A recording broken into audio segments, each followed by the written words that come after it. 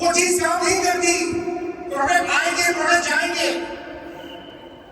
और एक प्रोडक्ट होगा उससे बेहतर मार्केट में आपको 100 प्रोडक्ट्स और मिल जाएंगे। एआई का जमाना है, आप जानेंगे चैट जीपीटी में, वो बता देगा उसके ऑल्टरनेट प्रोडक्ट्स। लोग परेशान होते हैं कि सर ये प्रोडक्ट नहीं आ रहा, सर ये प्रोडक्ट कब आएगा, ये महंगा हो गया 10 रुपए।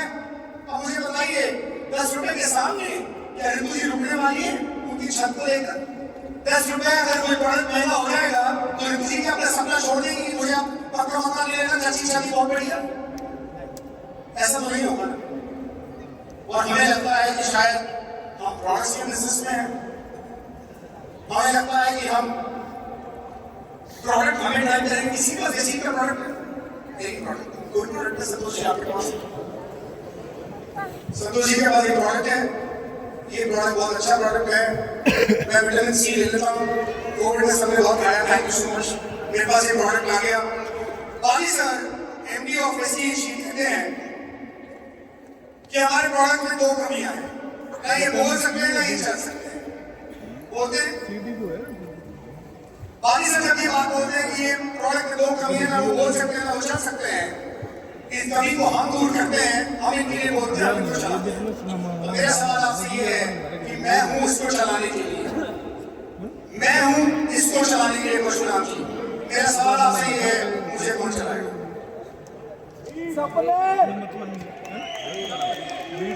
आज समझ आ गई तो आप आगे बता सकते हैं। और मैं बता रहा हूं गलती क्या है, गलती ये है कि हम इसे कहते हैं मुझे चला, हम इसे कहते हैं तू 10 रुपए महंगा क्यों हो गया भाई, तुझे तो मुझे चलाना था, ये चला सकता है मुझे? अरे ये नहीं भी होगा तो भी मैं चलने के लिए तैयार हूं। इसी तरह कोई और होगा तो भी मैं चलने के लिए तैयार हूं। मुझे जरूरत नहीं है किसी की, मैं किसी एक पे डिपेंडेंट नहीं हूं, क्योंकि प्रोडक्ट खत्म हो जाता है स्प्रे करते करते, और अगर नहीं मिलेगा तो चीज बंद नहीं कर देगा, और चीज ने किए भी है बंद, और मेरे सपने मुझे चलाना कभी बंद नहीं करेंगे, वो हमेशा मुझे चलाते रहेंगे, हमेशा चलाते। यस। और एक गलती हो रहा है, ऋतु जी ने 5 लाख रुपए को इकट्ठे कर लिए, डाउन पेमेंट करके मकान दिया जाएगा। उसकी ईएमआई के लिए ऋतु जी भागती रहेंगी, 50 लाख रुपए पूरे हो जाएंगे जिस दिन, क्या उस दिन मैं बिजनेस को बंद करना बंद कर दूं? नहीं। इसलिए हम एक और मुद्दे पर पहुंच रहे हैं दिलीप जी, इसी बात को लेकर कि मुझे एक ऐसा सपना चाहिए जो मुझे सालों साल इस बिजनेस में चलाता रहे और मैं चलता रहे। मुझे एक ऐसा कारण चाहिए, और आज की शाम, दूसरे दिन की शाम, आपको एक ऐसा कारण ढूंढना है जो आपको हमेशा चलाता रहे। आप कभी ना रुके, और वही कारण है कि पिछले 26 साल से एसपी भागल जी और अब हम साथ में चलते जा रहे होने का नाम ले रहे, क्योंकि हमारे पास ऐसा कारण है जो हमें कभी रुकने नहीं देता। सपना पूरा हो जाए और फिर आप रुक जाए, that is not the reason. आप लोग बेहतर हैं, सर ने यहां पर शेयर किया, जैसे रिफाइन किया तो दर लगा कम हो गया सर, उस दर को बरकरार रखना पड़ेगा, इतना बरकरार रखना पड़ेगा कि 10 का 20 हो जाए, इतना बरकरार रखना पड़ेगा कि सचमुच कोई आदमी आपको बोले मैं दिखाने के लिए तो दिखाएं, सुबह 6 बजे किसी का दरवाजा खटखटा लें, हमें दिन देखे ना रात देखे, हम पैसा देखे ना कोई प्रोडक्ट देखे, हमें सिर्फ सपना दिखे, और सचमुच पॉसिबल है आपके लिए भी। और मुझे लगता है कि अगले साल जब आप यहाँ पर आएंगे तो हस्बैंड वाइफ दोनों आएंगे और जॉब से भी फ्री हो जाएंगे। ये उतना चुनना चाहिए बस। मैं विवेक जैन जी यहाँ पर हैं, आपसे मेरे पीछे बात करी, अपने सीनियर लीडर से बात करना चाहता हूँ। यहाँ पे विवेक जी बहुत सीनियर लीडर है, सर कितने साल हो गए इंडस्ट्री में?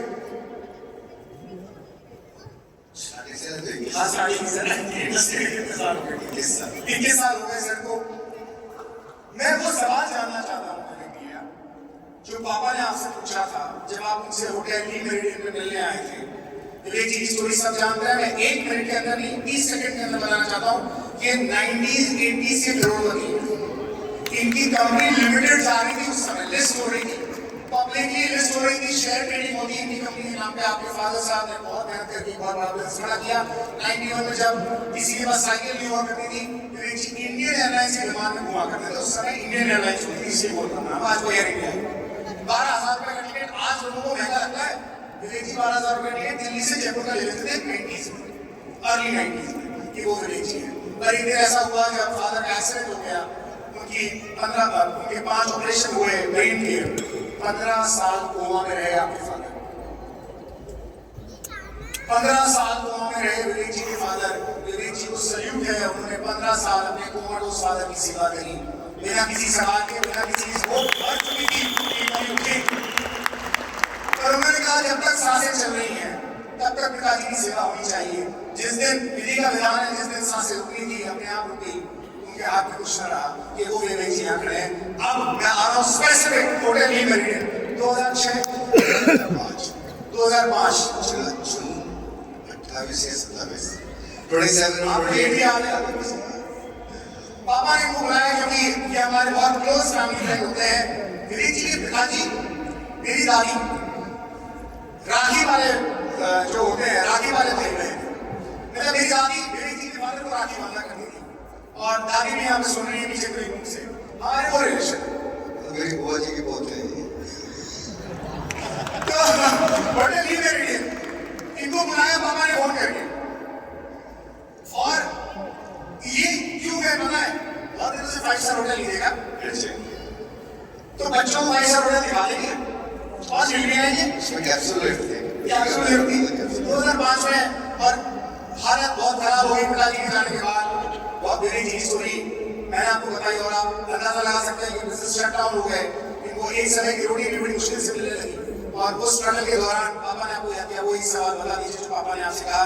मेरा सवाल वही है बस आपसे। आधा लाइन ठीक है।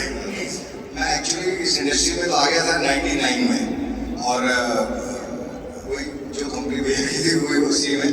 और मुझे ये नहीं मालूम पड़ा था कि भाले साहब ने वही कंपनी ज्वाइन कर ली है, और उन्हें ये नहीं पता था कि मैंने कर ली है। हमने 28 दिन के गैप पे 99 में ज्वाइन की थी। तो एक फंक्शन आया, ना मैंने उनको बोला ना उन्होंने मुझे बोला। तो एक फंक्शन में तालकटोरा में था, तो वहाँ मुझे भैया दिखाई दिए। तो मैं एक्साइटेड होने के बाद के अलावा ये हो गया कि यार मेरा मेन आदमी तो चला गया, तो मैंने उस दिन इंडस्ट्री छोड़ दी। तो मैं बहुत ज़्यादा पॉजिटिव नहीं था इस इंडस्ट्री के लिए। लेकिन सही बता रहा हूँ दोस्त, आज 7 जुलाई को 21 साल हो जाएंगे मुझे इस इंडस्ट्री के अंदर। सर बाबू भैया के उस एक सवाल पे मैं आज तक इस इंडस्ट्री का एक्साइटेड हूँ। मुझे आज तक कुछ दिखाई नहीं दिया भैया ने। हम ऐसे मस्ती कर रहे थे, बातचीत कर रहे थे, तो रवि जी भी वो भी थे। तो सभी दानों से बैठे, तो भैया ने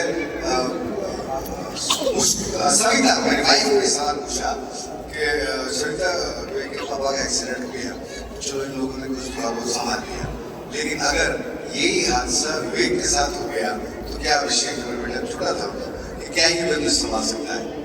यकीन नहीं मालूम है। मैं बिल्कुल, मेरे आज भी रोकने खड़े होते हैं इसी सवाल से। एक सवाल पूछा